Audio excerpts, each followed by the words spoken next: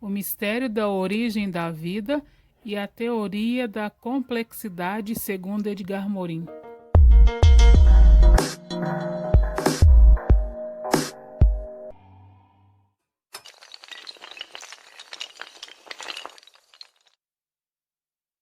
Como já vimos em outros artigos, a teoria da complexidade ou pensamento da complexidade compreende um amplo corpo de conhecimentos, cujo foco essencial é o estudo dos sistemas dinâmicos não lineares, cujo comportamento imprevisível perpassa disciplinas tradicionais e contraria o mecanismo clássico. Fundamenta-se numa visão interdisciplinar que pode ser aplicada ao comportamento emergente de muitos sistemas, tais como sistemas complexos, adaptativos ou no estudo dos sistemas em rede e sua complexidade, da teoria do caos, estudo dos fractais, do comportamento dos sistemas distanciados, do equilíbrio termodinâmico e das suas faculdades de auto-organização. Envolve aplicações tais como variadas e distintas umas das outras, por exemplo, os modelos matemáticos de estudo do clima de meteorologia ou estudo das informações de cristais na química ou mesmo a plasticidade neural do cérebro humano em fisiologia, ou mesmo as novas teorias de gestão empresarial em administração. Assim, a complexidade é aplicada em várias áreas do pensamento humano, podendo destacar suas contribuições na linguística, pedagogia, matemática, química, física, meteorologia, estatística, biologia, entre outros. Ciência da computação ou da informação, como consequência não só tecnológicas ou científicas, mas também filosóficas. Assim, o termo complexidade é questionado na literatura de divulgação, principalmente pelo seu uso equivocado em artigos pseudocientíficos. Assim também como a origem da vida no planeta Terra, que é sem dúvida um assunto que intriga toda a humanidade. Várias já foram as hipóteses criadas para explicar tal evento, porém até os dias atuais nenhuma foi completamente comprovada. O criacionismo, de acordo com tudo que diz, todos os seres vivos surgiram na Terra por meio de uma criação divina.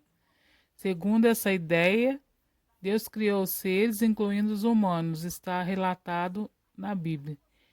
Essa ideia de origem da vida é uma das mais antigas e até hoje é aceita por fiéis em torno do planeta.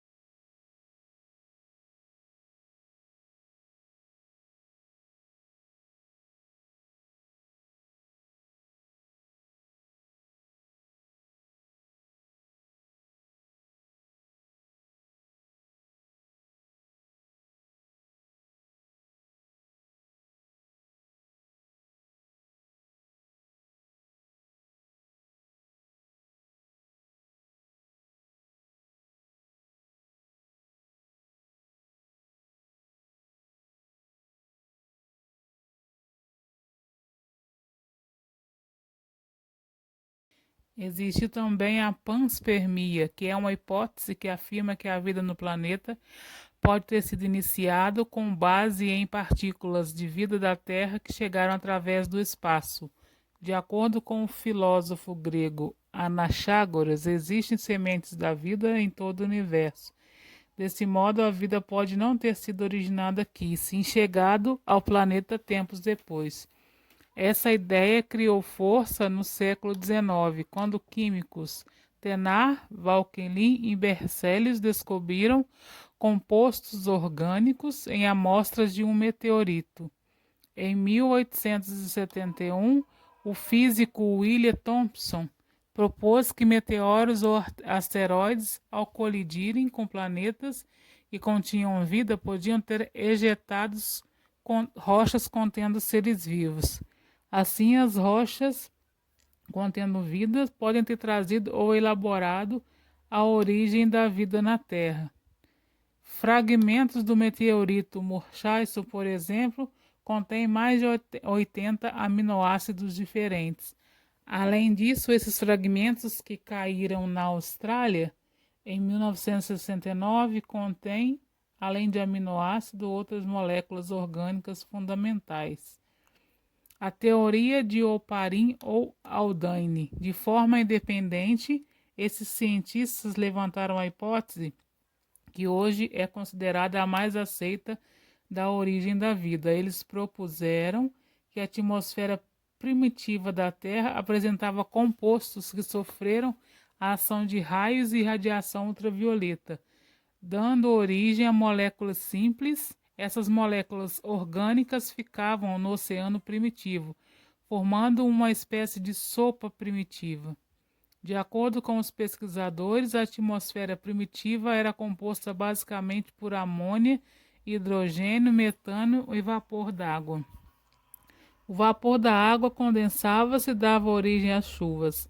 A chuva, ao cair no solo, evapora rapidamente, uma vez que a superfície terrestre ainda quente dá início desse modo ao ciclo de chuvas. Neste cenário observa-se ainda descargas elétricas e radiação ultravioleta, que fazia com que os elementos atmosféricos reagissem e formassem compostos aminoácidos. A origem da chuva levou esses aminoácidos à superfície terrestre.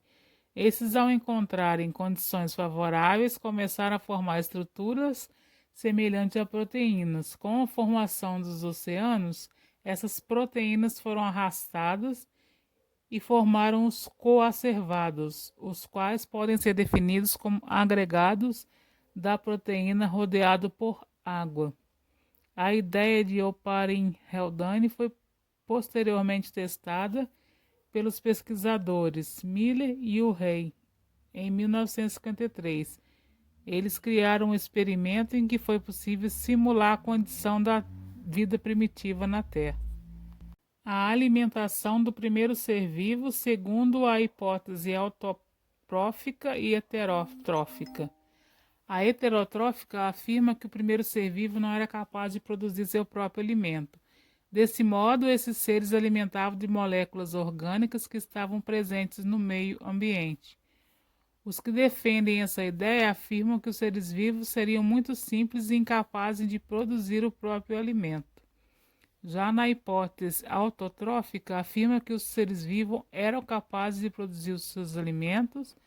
Os autores sustentam que essa ideia e acreditam que a Terra não possuía moléculas orgânicas suficiente para alimentar esses primeiros seres. Entretanto, vale destacar que provavelmente os primeiros organismos conseguiam obter o seu alimento pelo processo de quimiossintese, que não necessita de energia luminosa, como a fotossíntese.